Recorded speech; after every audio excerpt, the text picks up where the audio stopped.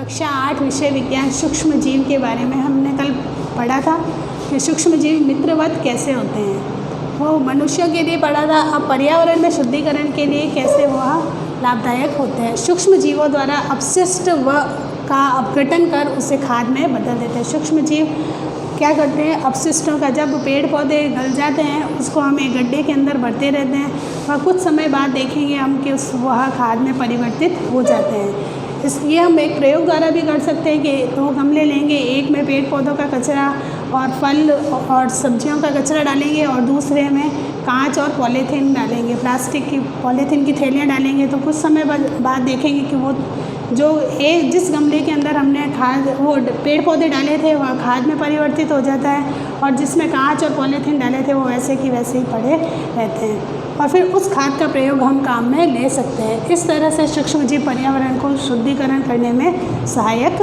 होते हैं। फिर हानिकारक सूक्ष्मजीव, कुछ सूक्ष्मजीव ऐसे होते हैं जो कि हमारे शरीर के लिए हानिकारक होते हैं। मनुष्यों के लिए, पेड़ पौधों के लिए और जंतुओं के लिए, इन सभी के लिए कुछ सूक्ष्मजीव ऐसे होते हैं जो रोग उत्पन्न करते हैं। कुछ सूक्ष्मजीव मनुष्यों में रोग उत्पन्न करते हैं। कुछ ऐसी बीमारियां होती है जो हम भोजन के द्वारा या जल के द्वारा, भोजन और जल के द्वारा और वायु के द्वारा हमारे शरीर में प्रवेश करते हैं। उनके रोगाणु हमारे शरीर में प्रवेश कर जाते हैं। और कुछ सूक्ष्मजीव ऐसे होते हैं जो कि हमारे को कीटों के द्वारा मिलते हैं। जैसे कि आप ये देखे होंगे कि जब हम हाथ मिलाते हैं किसी से या किसी को खांसी जुकाम बुखार हुआ होता है, जब वो छींक देते हैं तो उनके जो छोटे छोटे कण वायु में मिल करके और हमारे शरीर तक पहुंच जाते हैं। हम उनसे हाथ मिलाते हैं तो भी वह रोग हमें हो जाता है। जैसा कि आप आजकल देख रहे हो कोरोना के बारे में, उसमें खांसी से, छींकने से या हाथ मिलाने से हो जाता है। ऐसे एक रोगी व्यक्ति से स्वस्थ व्यक्ति भी संक्रमित हो जाता है। कुछ सूक्ष्मजीव ऐसे होते हैं जो कि कीटों के द्वारा होते हैं। जैसे मक्खी कहीं गंदी जगह पे बैठ जाती है और आकर के हमारे भोजन के ऊपर बैठ जाते हैं, उससे हम बीमार हो जाते हैं। या फिर मादा एनोफिलीज मच्छर हमें काट जाता है तो हमें मलेरिया हो जाता है, या मादा या एडीज़ मच्छर हमें काट जाता है तो डेंगू होने का डर रहता है। तो यह ऐसे सूक्ष्मजीव हैं जो कि हमारे शरीर को नुकसान पहुंचाते हैं, हमारे शरीर के लिए हानिकारक हैं। इसको आइए अब हम एक सारणी के द्वारा भी समझ सकते हैं।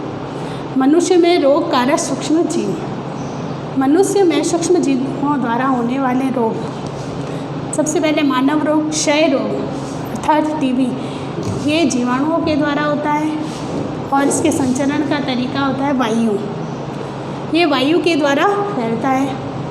दूसरा है खसरा वायरस से होता है और इसके संचरण का तरीका, फैलने का तरीका होता है वायु।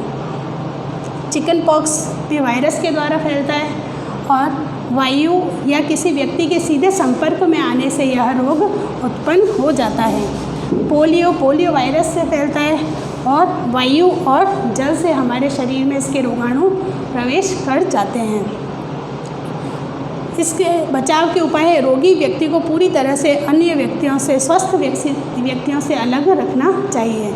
इससे हमारे को बचने के लिए क्या करना चाहिए, स्वस्थ व्यक्ति को अलग रहना चाहिए, रोगी व्यक्ति से अलग रहना चाहिए और उचित समय पर टीका लगवाना चाहिए। कि टीके आए हुए हैं जो कि हम टीके लगवा करके इन रोगों से बच सकते हैं।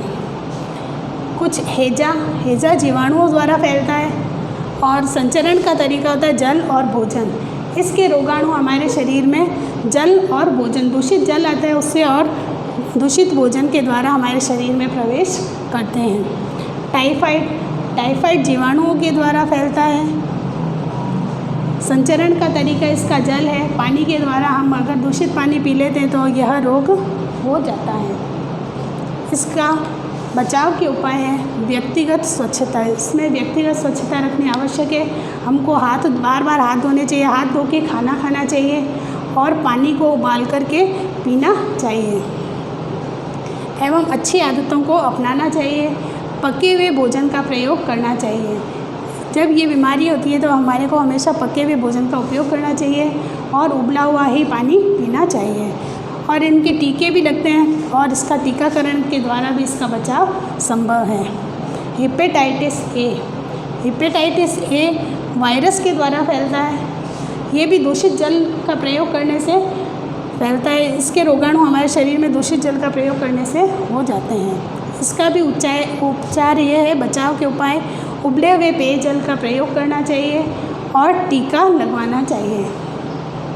फिर है मलेरिया। मलेरिया प्रोटोजोआ के द्वारा फैलता है और यह मच्छर के द्वारा फैलता है। ये मलेरिया हमें मच्छर के काटने से ही होता है, न कि ये किसी अन्य व्यक्ति के द्वारा हमारे शरीर में आता है। किसी अन्य व्यक्ति के हाथ मिलाने से नहीं होता है, यह प्रोटोजोआ के द्वारा होता है और मच्छर काटेगा तभी यह रोग हमारे को होगा। इसके लिए मच्छरदानी का प्रयोग करना चाहिए, कीटनाशक का छिड़काव करना चाहिए, एक ही जगह पे गड्ढे में पानी इकट्ठा होने नहीं देना चाहिए। इन सब बातों का हमें ध्यान रखना चाहिए, जिससे ही हम बीमारी से बच सकते हैं।